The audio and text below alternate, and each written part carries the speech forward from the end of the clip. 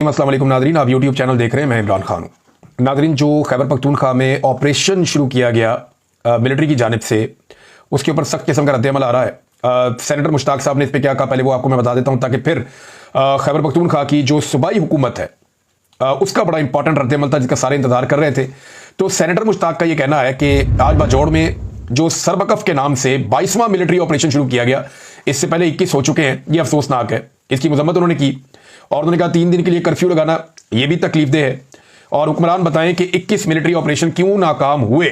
मैंने पिछले व्लॉग में कहा था ना कि जो माजी के मिलिट्री ऑपरेशन है उनके बारे में अभी तक किसी किस्म की कोई तहकीक सामने नहीं आई।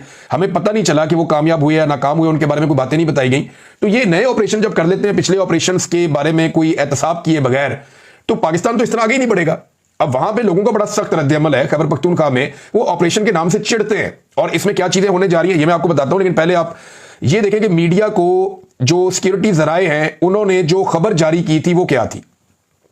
जो चीदा लोग हैं जिन्हें खबरें भिजवाई जाती हैं, तो वहां से मैंने खबर निकलवाई कि एस्टेब्लिशमेंट की जानिब से जो मीडिया को शुरू में खबर भिजवाई गई जब ये सरबकफ नाम से ऑपरेशन शुरू किया गया, तो वो खबर क्या थी। उन्हें यह बताया गया कि ये जनाब खबर है, मैं आपको पढ़ के सुना देता हूं कि जिले इंतजामिया बाजौड़ ने खैबर पख्तूनख्वा हुकूमत की हदायत और इंटेलिजेंस बेस्ड रिपोर्ट्स की रोशनी में हसास इलाकों में सेक्शन 144 नाफज कर दी है। यानी जो जिले इंतजामिया बाजौड़ की, उन्होंने ये 144 का जो नफाज किया है ये सूबाई हुकूमत की हदायत पर किया है, उन्होंने उनके खाते में डाला। नंबर 1। नंबर 2, ये फैसला दहशतगर्द अनासर की मुमकिना नकलो हरकत रोकने और अवाम की जानो माल के तहफ़्फ़ुज़ के लिए नहायत अहम कदम है। खैबर पख्तूनख्वा हुकूमत, अफवाज पाकिस्तान, पुलिस और इंटेलिजेंस इदारे मुकम्मल हम आहंगी से काम कर रहे हैं। IBOs और टारगेटेड ऑपरेशन जारी हैं ताकि दुश्मन को इलाके में पनपने ना दिया जाए।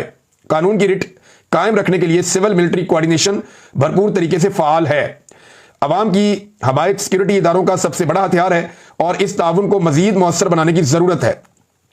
रियासत कमजोर नहीं मगर मुकम्मल तौर पर मुतहर्रिक और मजबूत है।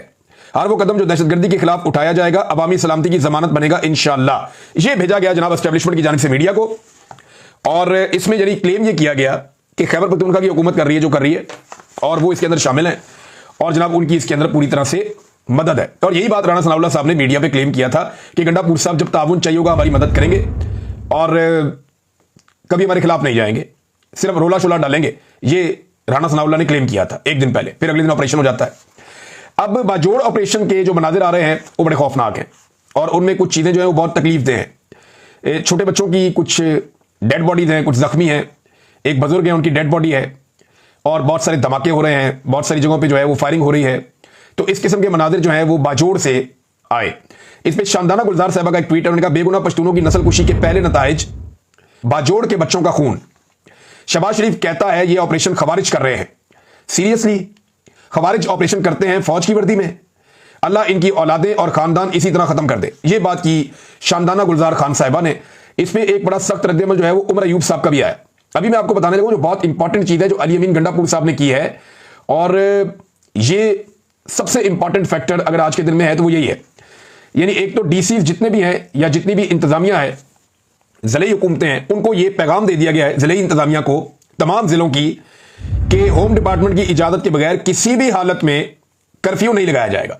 यानी कर्फ्यू का जो ऑर्डर है वो डीसी जारी करते हैं ना, डिप्टी कमिश्नर्स, और ये सूबाई हुकूमत के अंडर में आते हैं, तो वहां पे कर्फ्यू लगा दिए गए ऑपरेशन के लिए। तो एक तो अली अमीन गंडापुर साहब ने कहा कि जब तक हम नहीं कहेंगे या हमारा महकमा या हमारी तरफ से इजाजत नहीं आएगी, होम डिपार्टमेंट ये ऑर्डर नहीं देगा, तब तक कोई डीसी सवाल ही पैदा नहीं होता कि वो कर्फ्यू लगाए। एक तो ये रोक दिया गया। इसके अलावा यह भी फैसला कर लिया गया कि कोई भी शख्स या डीसी वो दफा 144 का नफाज भी नहीं करेगा और उसके तहत कर्फ्यू लगाने का इख्तियार भी उससे वापस ले लिया जाएगा। दीगर कुछ और चीजें भी की गई हैं, वो भी बहुत इंपॉर्टेंट है। अली अमीन गंडापुर साहब ने बताया कि दहशतगर्दी के खिलाफ ऑपरेशन में शहरियों के जानी नुकसानात के मनफी असरात मुरत्तब हो रहे हैं। उन्होंने कहा जी हमें action in aid of civil power के मामले पर भी, आपको याद है मैंने आपको एक दिन पहले यह बताया था कि एक कानून है जो आसिफ अली जरदारी साहब ने लागू करके फाटा में और पाटा में फौज को खसूसी ताकत के इख्तियारात दे दिए थे, और वही ताकत के इख्तियारात फाटा जब मर्ज हुआ खैबर पख्तूनख्वा में तो शाह फरमान के ऑर्डर से पूरे के पूरे खैबर पख्तूनख्वा में फौज को मिल गए थे और उन्हीं इख्तियारात के ऊपर फौज जो है वो ऑपरेशन करती है। अब ये इख्तियारात जो हैं ये या तो वापस लिए जा सकते हैं कि एडवोकेट जनरल अपना स्टे उठा ले, जो अदालत का फैसला है वो इसके खिलाफ उसको चलने दे, या ये इख्तियारात खत्म कर सकती है गंडापुर साहब की हुकूमत। कि इसके ऊपर बहस कर लें और असेंबली के अंदर इनको खत्म कर दें इख्तियारात को, तो फौज के बाद वो इजाफी इख्तियारात नहीं होंगे जिनकी मौजूदगी में वो यहां पे ऑपरेशन करते हैं। अब ये मामला वहां पे सूबाई हुकूमत ने उठा लिया। हमने एक दिन पहले इसके ऊपर बात की थी। इन्होंने कहा हमें action in aid of civil power के मामले पर भी तहफुजात हैं। 1 अगस्त से असेंबली का इजलास बुलाया गया है जिसमें इस मामले पर बहस की जाएगी कि इससे फायदा हो रहा है या नुकसान हो रहा है। वादे पैगाम है कि हम आवाम के साथ खड़े हैं और आवाम के लिए हर हद तक जाएंगे। ये हमारा सूबा, हमारी मट्टी है। हमारी मुशावरत के बगैर हम पर गलत फैसले मुसल्लत ना किए जाए। तमाम डिप्टी कमिश्नर को मेरी हदायत है कि महकमा दाखिला की पेश की इजाजत के बगैर कभी भी कर्फ्यू या दफा 144 नाफिज नहीं होगा और कोई नहीं करेगा। अली अमीन गंडापुर साहब ने दीगर अवामी नुमाइंदों को साथ बिठाया, गलबन साथ उनके जो है वो स्पीकर बैठे हुए हैं, दूसरी तरफ भी अवामी नुमाइंदे बैठे हुए हैं। तो इन्होंने ये फैसला किया कि डीसी को ये इख्तियार ही नहीं है कि वो अपनी मर्जी से ये अमल दरामद कर ले। तो अब अगर कर्फ्यू खत्म हो जाता है तो सिचुएशन बदल जाएगी। मुराद सईद साहब ने यहाँ पे एक ट्वीट किया, वो बड़ा इंपॉर्टेंट है। लेकिन पहले उमर अयूब साहब ने अंग्रेजी में ट्वीट किया है, मैं आपको उर्दू में ट्रांसलेट कर देता हूं। उन्होंने कहा, साबिक फाटा के जमशुदा इजला में सिक्योरिटी फोर्सेज की फायरिंग से मासूम और कीमती जानों का ज़िया नफरत की शदीद लहर को हवा दे रहा है। यह परसों वादिय तीरा थी और कल बाजोड़ एजेंसी थी। अवाम और सिक्योरिटी फोर्सेज के दरमियान खलीज खतरनाक हद तक बढ़ गई है। कोई रोकेगा इस पागलपन को? क्या मशरकी पाकिस्तान में ऑपरेशन सर्च लाइट और 16 दिसंबर 1971 को होने वाले अलमनाक नताइज से लोगों ने कोई सबक सीखा? बलूचिस्तान में अपने हकूक मांगने वाली आवाजों को बेदर्दी से खामोश कर दिया जाता है। खैबर पख्तूनख्वा में निहत्ते मुजाहिरीन पर गोलियां चलाई जा रही हैं और इन्हें कत्ल किया जा रहा है। क्या यह अकलमंदी है? ऐसा लगता है कि यह नस्बशुदा हाइब्रिड रजीम और इसके कठपुतली आका सिर्फ लाहौर और इस्लामाबाद पर फायज है। पाकिस्तान में आग भड़क रही है लेकिन फैसला साज ताकत के नशे में मस्त हैं और उन्हें कोई परवाह नहीं है। यह वाकई अफसोसनाक है। यह जनाब इंतहाई सख्त स्टेटमेंट है मोहतरम उमर अयूब साहब का, जो अपोजिशन लीडर है। तो नाज़रीन, वहां पे अगर मिलिट्री ऑपरेशन होना है तो उसके खिलाफ एहतजाज भी तो होगा। हर तरफ एहतजाज हो रहा है, रुला पड़ा हुआ है। ऊपर से 5 अगस्त की तारीख करीब आ रही है, पाकिस्तान तहरीक इंसाफ का मोमेंटम बन रहा है। जुनैद अकबर साहब ने बहुत सारी वीडियोस शेयर की हैं। पंजाब के अंदर एक्टिविटीज हो रही हैं, सिंध के अंदर एक्टिविटीज हो रही हैं, बलूचिस्तान और खास तौर पर खैबर पख्तूनख्वा में बहुत बड़े पैमाने पर एक्टिविटीज हो रही हैं।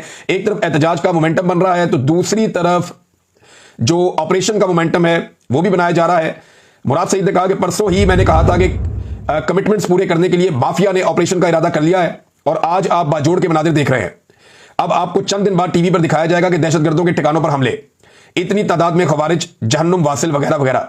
हमारे मासूम बेगुनाह पाकिस्तानी जिनको कर्फ्यू के नाम पर गोली मारी गई हो या जिनके घरों पर मर्डर गोला गिरा हो, इसका भी बयानिया तैयार है। और इसका मुजाहरा आपने कल देखा कि ड्रोन के बाद मर्डर गोला जिससे मासूम बच्ची शहीद हुई, इसको शरपसंदों और खवारिज के खाते में डाल दिया गया।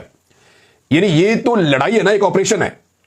और इस ऑपरेशन के अंदर कोलेटरल डैमेज जब भी होगा तो वो मुराद से ये कह रहे हैं कि वो डाल दिया जाएगा शरपसंदों के खाते में। मकामी पुलिस को, मकामी इंतजामिया को और मकामी अफराद को यह कमांड दी जाए कि वो अमन अमान के लिए काम करें। फौजी ऑपरेशन के लोग इसलिए खिलाफ हैं कि गुज़िश्ता 21 ऑपरेशन जो खैबर पख्तूनख्वा में हुए, वहां के मकामी लोगों और सियासी लोगों के मुताबिक उन ऑपरेशंस में फौज और दहशतगर्दों से ज्यादा नुकसान मकामी आबादियों का हुआ और उनका नुकसान कभी भी पूरा नहीं किया गया, बल्कि वो आज भी उन नुकसानात का अजाला कर रहे हैं। अब जमात इस्लामी ने इसके ऊपर नाज़रीन को खास मौक़िफ़ नहीं दिया। फजलुर रहमान साहब भी अजीबोगरीब तरीके से खामोश हैं, नून लीग पीपल्स पार्टी बिल्कुल खामोश है और एएनपी की जानिब से सिर्फ एमएल वली खान साहब ने एक अजीबोगरीब स्टेटमेंट देते हुए 2 सवाल उठाए। उन्होंने कहा कि अगर वज़ीर आला गंडापुर और उनकी हुकूमत इस ऑपरेशन में मुलविस नहीं है तो डिप्टी कमिश्नर बाजोड़ अब तक ओहदे पर क्यों बरकरार हैं? ये सवाल उन्होंने पूछा। हालांकि गंडापुर साहब ने अब ये इख्तियारात ही खत्म कर दिए हैं कि वो ना कर्फ्यू लगा सकता है ना दफा 144 का नफाज कर सकता है। दूसरा, उन्होंने कहा क्या सूबाई वज़ीर कानून, वजारत कानून या एडवोकेट जनरल ने सुप्रीम कोर्ट से रुजू किया कि खैबर पख्तूनख्वा में बगैर इजाजत के ऑपरेशन शुरू है? देखिए, दोनों सवाल पूछे उन लोगों से जिन्होंने ऑपरेशन शुरू नहीं किया। आप एमएल वली खान साहब को देखें कि उन्हें सवाल करना चाहिए था मिलिट्री एस्टेब्लिशमेंट से और सवाल करना चाहिए था हुकूमत पाकिस्तान से, वफाकी हुकूमत से, जिनके वो साथ इस वक्त इत्तेहादी बने हुए हैं। वो उनसे पूछते हैं कि तुम ये बताओ कि तुमने ये ऑपरेशन क्यों किया खैबर पख्तूनख्वा में, बजाय उनसे सवाल करने के सूबाई हुकूमत जो खुद इस ऑपरेशन के खिलाफ एहतजाज कर रही है, या वो अपनी आवाज उठा रहे हैं, या उन्होंने ये फैसला किया कि वो उस एक्ट के खिलाफ भी जाएंगे और उन्होंने अपने डीसी के या ज़िले इंतजामिया के इख्तियारात भी कम किए। तो ये सारी चीजें जिन्होंने की उनके खिलाफ बयानियां बना रहे हैं एमएल वली खान साहब, बजाय इसके कि जिन्होंने ये अटैक किया या जिन्होंने ये फैसला किया उनके ऊपर वो बात करते हैं। मंजूर पश्तीन साहब काफी अरसे से दिखाई नहीं दे रहे। उनका और मुराद सईद साहब का मौक़िफ़ आजकल मिलता जुलता है, लेकिन मैंने सबसे पहले जो डालड़ी जंग और इस तरह की जो मैंने टर्मिनोलॉजी सुनी थी, ये मैंने मंजूर पश्तीन साहब से बहुत सारी ऐसी चीजें सुनी माजी में, और उन्हें भी बहुत शदीद खतरा है, उनकी जान को भी खतरा है, जैसे मुराद सईद को खतरा है। तो वो भी अभी दिखाई नहीं दे रहे। लेकिन उनका मौकिफ और जो उनके नौजवानों का मौकिफ है वो बार बार हमारे सामने आ रहा है। अब एहतजाज की कॉल के ऊपर शकील अहमद खान साहब ने एक बड़ी एक जानदार किस्म की हिकमत अमली बताई है, और ये बड़ी सख्त हिकमत अमली है। उन्होंने कहा कि मालाकंड रीजन के लोग सवात मोटरवे और जीटी रोड बंद कर दें, खैबर एजेंसी के लोग तुरखम रोड बंद कर दें, मर्दान और सवाबी के लोग सवाबी मोटरवे बंद कर दें, और साथ ही कोहाट और डीआई खान के लोग सी पैक रोड बंद कर दें, पेशावर के लोग अटक पुल बंद कर दें। शकील अहमद, ये जो साबिक वजीर है खैबर पख्तूनख्वा के, इमरान खान साहब के साथियों में से एक, उनका ये कहना है, एक लीडर है पाकिस्तान तहरीक इंसाफ के, कि जनाब ये 5 अगस्त के हवाले से ये सारे इलाके एहतजाज के तौर पे खैबर पख्तूनख्वा के लोग बंद करें ताकि इससे हुकूमत होश के नाखून ले। अब ये बड़ा सख्त कदम होगा अगर एहतजाज के दौरान में मुजाहिरीन ने खैबर पख्तूनख्वा में ये कदम उठाया तो। नाज़रीन, हैरतअंगेज तौर पे पाकिस्तान का जो मीडिया है वो इन चीज़ों को रिपोर्ट नहीं कर रहा। बहुत सारे चैनल्स को हमने चेक किया, जितने भी पाकिस्तान के मेन चैनल्स हैं, आप जंग में जाएं, जियो में जाएं, दुनिया में जाएं, एक्सप्रेस पे जाएं, बाकी जगहों पे आप जाएं, तो पाकिस्तान का मीडिया ये जो जंग जैसी सूरत हाल है या जो ऑपरेशन एक किया जा रहा है इसको रिपोर्ट नहीं कर रहा है इस वक्त। ये बहुत अजीब बात है।